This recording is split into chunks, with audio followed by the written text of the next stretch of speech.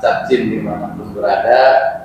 Senang sekali pagi ini kita ketemu lagi di acara kita Capcin Cuap-Cuap Informatif. Nah, kali ini kita ada beberapa narasumber spesial ya. Kita akan membahas tentang demam berdarah atau DBD. Ya, sekarang kita bersama pertanyaan yang paling depan ada Dr. Roni. Silakan dokter, perkenalkan. Ya, saya Dr. Roni, dokter internship di Puskesmas Bagu. Jadi mungkin. Oke, yang ini senior kita semua, Mami Pur, yang paling yang sudah dikenal masyarakat. Ringgrate, silakan. Saya Lalu Hurniadi, pelaksana pelayanan DBD Puskesmas Bagu. Ya. Di Mami Pur ini salah satu legend gitu ya, legenda karena sudah sangat senior, sudah sangat terkenal ya di masyarakat. Baik, pertama kita ke dokter dulu. Ya. Apa sih DBD itu, dokter? Ya, jadi kalau pertanyaan apa itu DBD, itu adalah suatu penyakit yang disebabkan oleh virus dengue. Dengue. Jadi selama ini kan di masyarakat itu mengetahui kalau DBD itu suatu penyakit yang disebabkan oleh nyamuk ya. Tapi fakta sebenarnya adalah itu karena virus dengue. Yang mana virusnya itu dibawa oleh nyamuknya. Jadi nyamuk ini sebagai perantara saja. Virusnya adalah virus dengue. Jadi penyebabnya itu virus itu, ya, bukan nyamuknya. Bukan nyamuknya. Tapi apa hubungannya dengan nyamuk ini? Apakah ada hubungannya? Jadi virus dengue ini dia menyebarnya hanya bisa melalui nyamuk. Tidak seperti coronavirus kan dia menyebar melalui udara. Ya. Jadi kalau virus dengue itu hanya disebarkan melalui nyamuk dan nyamuknya itu nyamuk tertentu. Ya. Ciri-cirinya apa ya bisa ini biar teman-teman bisa antisipasi gitu. Jadi untuk nyamuknya itu adalah jamuk yang berjenis Aedes aegypti, yang mana nyamuknya betina. Yang perlu masyarakat tahu itu adalah salah satu ciri-ciri nyamuknya yang patut dihindari ya. Jadi nyamuknya itu ada perbedaan dengan jenis nyamuk yang lain. Pertama dari ukurannya, dia itu cenderung lebih kecil dari nyamuk biasanya. Kemudian dari pola atau gambar atau warna nyamuknya itu dia seperti, mudahnya itu seperti warna zebra, belang hitam putih. Berarti ada garis-garis. Ya. Kemudian kalau dari ciri hidupnya, dia itu cenderung aktivitasnya pada siang pagi atau siang hari. Jadi dia tidak beraktivitas malam hari. Jadi yang gigit-gigit malam itu aman berarti ya, kira-kira tidak? Belum tentu. Bisa jadi. Oke. Berarti hidupnya pagi sampai sore. Nah, untuk mengantisipasinya bagaimana untuk nyamuk ini? Untuk antisipasi ya, yang perlu kita tahu, jadi nyamuk dengue ini dia tuh ada beberapa tempat-tempat yang dia sukai. Contohnya itu dia suka sembunyi di pakaian yang kita gantung. Ya, jadi kalau mulai dari dalam rumah itu kalau bisa dikurangi untuk pakaian-pakaian yang digantung, ya, agar dia tidak nyaman. Bagaimana cara agar nyamuk itu tidak nyaman di dalam rumah? Kemudian kalau untuk pagi sampai sore hari, kan dia tuh bisa dalam bisa di luar rumah. Itu misalnya kalau memang kita ada di daerah yang endemis atau yang resikonya tinggi itu, sebaiknya sih menggunakan lotion untuk saat aktivitasnya, ya, untuk menghindari gigitan. Kalau untuk menghindari penyebarannya mungkin nanti yang lebih ahli ada. Terus kemudian, seandainya nih apa sih gejala-gejalanya nih? Dan kira-kira saya ini kena DBD apa enggak, itu seperti apa? Jadi gejala dari DBD sebenarnya cukup umum ya. Cuman mungkin yang perlu kita penting kita ketahui itu adalah pembedanya nanti. Jadi kalau kita terkena DBD itu ada beberapa fase. Jadi pertama itu kita ada namanya fase demam, kemudian yang kedua fase kritis, dan yang ketiga fase konvalesan. Di saat pertama kali tergigit, nanti yang pertama muncul adalah demam. Nah, apa yang membedakan DBD dengan penyakit lain misalnya seperti malaria kah, seperti tifus kah, atau seperti satu lagi cikungunya. Jadi yang pembedanya adalah demam pada DBD ini dia tidak tentu, bisa dari pagi sampai malam. Sedangkan kalau pada tipes itu cenderung pada sore. Malam itu kan baru. Ya, dia akan baru mulai naik. Sedangkan pada malaria itu demamnya dia ada skipping day namanya. Jadi misalnya hari ini demam, besok dia tidak demam. Sedangkan kalau pada DBD, tidak terus menerus berarti? iya, tidak terus menerus. Pada DBD itu akan terus menerus demam. Dan membedakan dengan chikungunya juga, kalau chikungunya itu cenderung sekalinya menyebar, dia tuh mudah sekali menyebar, bisa sekeluarga yang kena dan juga pasti ada ruam. Ruamnya besar-besar merah. Itu yang membedakan pertama. Jadi kalau sudah ada demam, demamnya mungkin 1-2 hari tetap tinggi, itu sebaiknya langsung periksa. Gejala lain yang khas adalah nyeri kepala. Nah, nyeri kepalanya ini lumayan khas pada DB. Jadi nyeri kepalanya itu dia berfokus pada mata atau di belakang mata. Tidak di sini? Tidak. Kalau nyeri kepala orang yang pusing karena darah tinggi atau sedang kekurangan uang kan di sini ya. Jadi kalau pada kalau pada DBD itu sakitnya pasti dia akan bilang di belakang mata. Kemudian juga dia akan sakit di sendi-sendinya, sakit sendi dan ototnya. Biasanya chikungunya juga di sendi kan, Pak? Ya, di chikungunya juga di sendi. Itu juga salah satu yang sama. Kemudian ada gejala lainnya tapi lumayan banyak ya. Gejala lainnya tuh semisal ada mual atau mau muntah. Kemudian yang bahaya itu justru kalau sudah nyeri perut. Itu kenapa? Kalau sudah nyeri perut berarti ada organ yang terdampak di situ. Entah itu ada hati atau ada ginjal atau ada kemungkinan perdarahan di saluran cernanya. Untuk setelah ini penanganan pertamanya seperti apa? Setelah, oke, kira-kira ini kayaknya saya kena DBD, saya ngapain? Ya, semisal nih kita demam ya, demam terus ada nyeri kepala, ada nyeri sendi. Jadi pertama pasti langsung ke puskesmas dulu. Nanti kita di puskesmas yang akan memilah berdasarkan gejalanya ini apakah masuk ke DBD atau diagnosa yang lain. Jadi hal yang pertama kita lakukan kalau kita curiga, pasti kita akan minta pasien untuk kita cek darahnya dulu.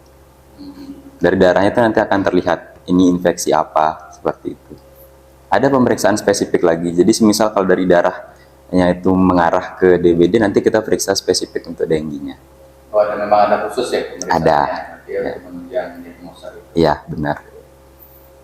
Oke, jadi itu ya beberapa tips ya teman-teman untuk penanganan pertama dan juga ciri-ciri. Nah, sekarang kita ke Mami Ur nih. Ketika anggaplah satu orang kena nih di wilayah kerja puskesmas gitu kan, apa langkah-langkahnya kalau penanganan dari puskesmas itu seperti apa? Mungkin bisa ceritakan. Baik, kalau di program DBD itu ketika ada kasus di suatu tempat yang sudah positif DBD, maka yang perlu kita lakukan di sana adalah melakukan PE, penyelidikan epidemiologi, seperti itu. Jadi kita menyasar, kita melihat di tempat kejadian itu, di sekitarnya, apakah masih ada penderita yang punya gejala yang sama dengan penderita yang kena DBD itu. Lalu langkah keduanya kita melakukan PJB di situ. PJB. Ya, pemantauan jentik. Kita langsung memantau jentik di rumah, di sekitar tempat tinggal penderita ini. Ini bisa sekitar 20 atau 30 rumah untuk melihat ABJ-nya. ABJ apa itu ABJ? Angka bebas jentiknya. Bebas. Karena ABJ ini nanti yang menentukan apa yang harus kita lakukan berikutnya. Kalau memang ternyata angka bebas jentiknya dia itu rendah, maka kita perlu melakukan PSN di situ, pemberantasan sarang nyamuk. Melakukan pemberantasan sarang nyamuk melalui 3M plus seperti yang disebutkan Pak Dokter tadi, plusnya di situ. Gitu. Plusnya plus yang ya, plusnya itu adalah beberapa, termasuk menggantung pakaian di di dalam rumah, kemudian perlu melakukan kalau aktivitas luar rumah perlu melakukan pakai lotion anak-anak sekolah, ya itu plusnya. Kalau punya kolam mungkin perlu memelihara ikan yang berkepala timah yang diharapkan nanti akan memakan jentik-jentik nyamuk demam berdarah yang tadi. Tadi berkepala timah itu maksudnya seperti apa? Itu biasanya kayak lele gitu, atau mungkin apa namanya ya? Mujair Ya, mujair juga masuk. Kelas-kelasan itu Ya, kelas-kelas itulah ya. Ya itu kita pelihara supaya karena itu pemakan jentik. berarti itu Makan kayak jentik. maksudnya memang musuh alaminya. Ya, musuh alaminya. Jadi jentik yang ada di kolam, misalnya ada kolam kecil di depan rumah, ya taruhkan ikan-ikan yang seperti tadi. Supaya jentiknya jangan sampai berkembang, dia menjadi nyamuk seperti itu. Itu yang perlu kita lakukan di sana. Nah, setelah tadi kan ada penilaian ABJ dan segala macam tuh, kan biasanya masyarakat minta, ayo dong di fogging. Nah, sebenarnya seperti apa sih? Makanya ini penentu langkah berikutnya adalah yang tadi. Kalau memang ternyata kasusnya berkembang terus, tidak bisa dihentikan dengan dari PE yang sudah kita lakukan itu, kita bisa menentukan langkah di sana. Kalau kasus ini sudah mengacu ke KLB, kejadian luar biasa, maka perlu kita lakukan fogging. Tapi fogging ini harus harus secara simultan bersamaan dengan PSN-nya. Sebab melakukan fogging tanpa kita melakukan pemberantasan sarang nyamuk, maka ini tidak efektif. Jadi fogging ini kalau memang sudah sangat gawat, berarti yang terakhir. Ya, sudah langkah terakhir. Tapi kalau masih bisa dikendalikan dengan melakukan pemberantasan sarang nyamuk, maka fogging itu tidak dibutuhkan. Karena selama ini kadang-kadang pengalaman kita fogging, tapi tidak PSN, ini tidak efektif ini. Ini tidak efektif. Jadi sebaiknya kalau ada masyarakat yang minta fogging, dia harus mau untuk melakukan pemberantasan sarang nyamuk juga, supaya nyamuk dewasanya mati, kemudian telur jentik-jentiknya itu juga ikut mati. Nah, seperti itu. Jangan fogging, nyamuk dewasa mati, yang kecil. Nah, nanti akan dia akan lagi, dia akan berkembang lagi. Dan bahayanya memang kalau ibunya, nyamuk betinanya sudah mengandung virus DBD tadi, maka anak-anaknya yang dilahirkan itu juga akan mengandung virus otomatis. Ya, otomatis. Nah, seperti itu. Jadi sangat penting sekali PSN ini. Dan PSN itu kita lakukan biasanya radiusnya 100 sampai 200 meter di tempat ada kasus itu. Di rumah penderita. Iya, di rumah penderita itu. Seperti itu. Karena melihat kemampuan terbang dari nyamuk itu adalah kalau dia terbang secara manual itu 100 meter. Tapi kalau dia mungkin istirahat bisa sampai 200 meter ya. Dan PSN-nya ini sebaiknya kita lakukan berulang, minimal sekali dalam seminggu. Sebab umur nyamuk ini juga kurang lebih kan sampai 9 sampai 10 hari dia sudah menjadi nyamuk dewasa. Jadi kita harapkan dengan Jadi kita harapkan dengan PSN ini, dengan melakukan pemberantasan sarang nyamuk sekali seminggu, sebelum nyamuk itu bisa terbang, bisa menggigit, bisa menularkan DBD tadi, sudah kita musnahkan seperti itu. Ya, tadi ada kata-kata KLB gitu kan, kejadian luar biasa. Kapan DBD ini dinyatakan sebagai satu kasus KLB? Kalau kondisi seperti apa? KLB itu KLB mungkin Pak Dokter bisa bantu menjawab. Ya, jadi kalau untuk secara umum kejadian luar biasa itu ada beberapa kriteria yang harus dipenuhi sebenarnya ya.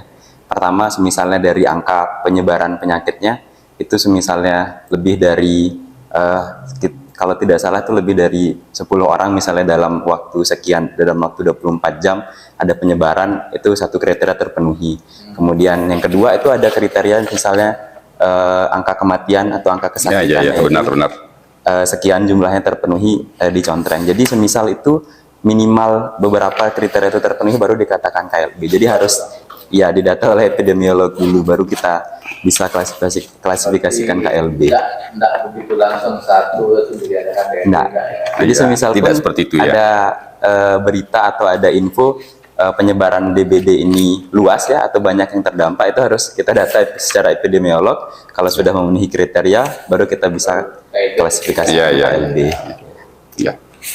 Biasa. Jadi terus saya ini kan banyak kasus atau berita-berita tuh penderita DBD itu meninggal. Nah, dokter, kira-kira nih, banyak biasanya yang menyebabkan itu apa? Ya. Nah, kasus seperti itu. Jadi kalau untuk banyak yang meninggal pada kasus DBD ya, sebenarnya untuk angka kematian DBD itu bergantung pada cepat tidaknya kita deteksi. Jadi dia ada 4 stadium. Kalau kita bisa deteksi pada stadium 1 dan 2, itu untuk angka kesembuhannya itu lebih dari 90%. Oh, berarti Allah sembuh sudah ya? Ya. Tapi kalau kita deteksi pada stadium 3 dan 4 dan kondisi pasiennya itu sudah buruk, itu pada anak-anak sekolah, usia sekolah itu bahkan angka kematiannya itu bisa mencapai 90%. Jadi tergantung pada kondisi pasiennya dan tergantung pada stadium kita temukan. Tinggi sekali berarti ya, angka kematiannya, resiko kematian. Ya, itulah pentingnya kita deteksi dini dari DBD. Jadi saat terlambat deteksi, perbedaan angka kematiannya itu tinggi sekali perbedaannya.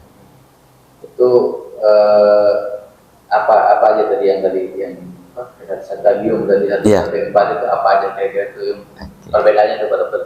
Oke, jadi kalau perbedaannya itu semisal pada stadium 1 dan 2 itu gejalanya mungkin masih demam, masih nyeri kepala, tapi dia belum ada kebocoran plasma. Jadi yang khas dari DBD itu dia akan ada kebocoran plasma istilahnya ya. Kalau istilah medisnya itu, jadi yang bahaya itu kebocoran plasma. Jadi belum ada tanda kebocoran plasma. Nanti tanda-tandanya itu semisal dia perutnya bisa membengkak, kemudian kakinya itu bisa membengkak. Kalau yang kita lihat atau yang mungkin masyarakat awam bisa nilai dengan mudah. Tapi kalau kita seorang medis, kita pasti akan nilai dari hasil darahnya nanti, baru terlihat. Nah, jadi kalau belum ada kebocoran plasma itu masih bisa kita atasi. Tapi kalau sudah stadium 3 dan 4, itu plasmanya sudah bocor, kemudian ada perdarahan di saluran cerna, itu sudah agak susah kita tangani biasanya. Karena memang kondisinya sudah memburuk ya, Ya. di pasiennya. Ya, dan biasanya pada stadium 3 dan 4 itu jumlah virusnya itu sudah sangat banyak, jadi agak susah kita atasi. Karena sekarang kan untuk DBD itu kita tidak punya antivirus spesifik ya. Ya, betul. Yang hanya menangani anunya aja berarti ya. Iya. Bisa apa? Gejalanya Iya. berarti ya. Ya, kita cuma bisa perbaiki kondisi pasiennya, yang kita harapkan biar imun pasiennya yang melawan virus. Iya. Tidak ada yang kayak penyakit tipes kan ada antibiotiknya. Gitu. Ada, Kan gitu iya. ya. Tapi kalau DBD belum ada yang. Ya, dan malah yang heran itu ya, COVID ini kan baru, tapi sudah ada vaksinnya. Iya. DBD tidak ada vaksinnya sampai sekarang. Mungkin belum penelitiannya belum ada. Kembali ke Mihur nih. Bagaimana ini kan sudah Januari Desember nih, Iya. 2022. Kira-kira perkembangan kasus DBD di wilayah Puskesmas Bagus seperti apa? Kalau kita sampai saat ini, karena untuk menentukan apakah pasien itu diagnosisnya benar DBD atau tidak, ini kan perlu pemeriksaan laboratoriumnya. Karena sementara yang kita pakai untuk di Lombok Tengah itu, menurut info dari koordinator P2P kemarin, itu harus ada pemeriksaan NS1-nya. Kebetulan kita di Bagu, memang rencananya besok Senin yang mau ambil NS1, kita belum melakukan itu. Jadi yang kita lihat cuma ada penurunan trombosit, kemudian kalau itu terjadi terlalu turun sekali, drop, maka kita rujuk ke rumah sakit. Sampai saat ini yang sudah dirawat di rumah sakit baru 3 yang terdata di bulan Juni kemarin.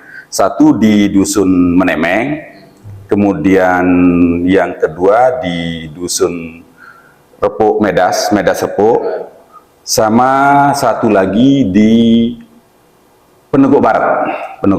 Nah, itu hasil lab sementara yang kita bisa lihat karena kita tidak pantau kemarin. Jadi kita cek ke rumahnya waktu melakukan PE, kita temukan di surat kontrolnya memang diagnosisnya DBD.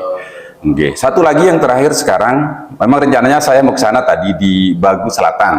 Bagus Selatan ada namanya Nopal kalau tidak salah itu. Tadi kita mau PE ke sana, cuman karena ada acara ini yang belum turun ke sana. Jadi sekitar kalau sampai saat ini sekitar 4 kasus yang sudah dirawat di rumah sakit. Walaupun sebenarnya ada yang tidak terpantau.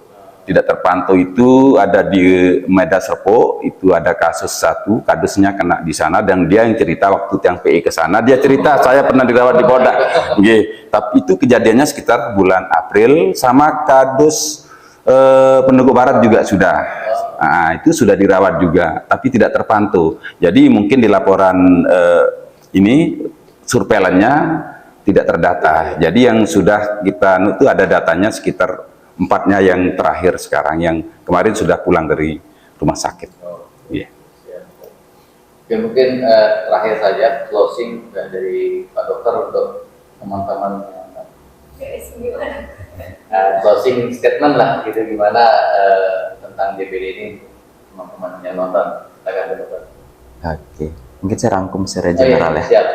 Ya, jadi DBD itu, padahal DBD ini sering sekali kita dengar ya, tapi kita yang sering kita dapatkan di lapangan tuh masyarakat masih sangat acuh dan lalai terhadap pencegahannya, padahal pencegahannya mudah sekali ya, dan sangat mudah dicegah, tapi kita masih lalai, dan juga angka keparahan penyakitnya juga sangat tinggi. Mungkin untuk teman-teman atau masyarakat itu mari mulai dari sekarang kita mulai lakukan apa yang dikatakan Om Ihor tadi untuk mencegah, seperti apabila ada genangan air yang jernih atau apa itu sebisa mungkin kita tiadakan. Apabila ada sampah yang memungkinkan untuk menampung air, kita buang.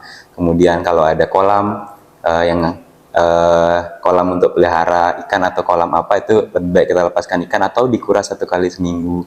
Kemudian pakaian juga kita lebih teratur untuk menyimpannya. Intinya bagaimana kita menanggulangi dari penyebarannya terlebih dahulu yang pertama.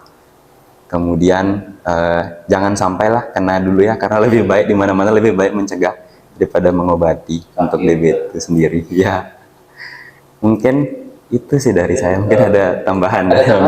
Baik, yang tambahkan sedikit Pak Dokter. Karena saya kebetulan pemegang program DBD di wilayah kerja Puskesmas Bagu. Kunci untuk pencegahan DBD ini sebenarnya kerjasama dengan masyarakat. Jadi peran serta masyarakat termasuk lintas sektoral ini sangat kita harapkan. Sebab tanpa dukungan dari lintas sektoral, dari masyarakat, maka program pencegahan untuk DBD ini akan tidak efektif, tidak bisa mencapai hasil yang maksimal. Dan kebetulan tahun ini kita punya ada jadwal untuk sosialisasi. Nanti mungkin Pak Dokter bisa ikut di 3 desa pada tanggal 14, 15, dan 19. Kita akan sosialisasi dengan mengundang tokoh-tokoh masyarakat di sana, dan kita berharap pesan-pesan yang kita sampaikan di situ nanti bisa diteruskan ke masyarakat. Karena DBD itu gampang, seperti Pak Dokter bilang. Kalau PSN-nya jalan, maka DBD itu tidak akan ada, tidak akan pernah ada. Tapi kesadaran masyarakat ini yang perlu kita bangun, dan termasuk lintas program juga. Kita berharap kalau teman-teman program yang lain ke Posyandu, yang titip, supaya pesan-pesan tentang DBD ini juga bisa masuk diberikan, disampaikan di situ, terutama di momen-momen sekarang saat ini musim hujan, banyak genangan air. Jadi DBD ini bukan hanya tugas pemegang program, tapi ini tugas kita bersama, termasuk lintas program dan lintas sektoral. Saya kira itu. Terima kasih luar biasa, Pak Dokter. Itu sudah diskusi kita pagi ini. Dan buat teman-teman mungkin ada pertanyaan yang lain, bisa di komen aja, nanti kita akan bantu jawab. Dan jangan lupa juga follow sosial media kami, subscribe juga channel Puskesmas ya untuk support kami. Dan sekali lagi terima kasih semuanya. Sama-sama. Assalamualaikum warahmatullahi wabarakatuh. Waalaikumsalam warahmatullahi wabarakatuh.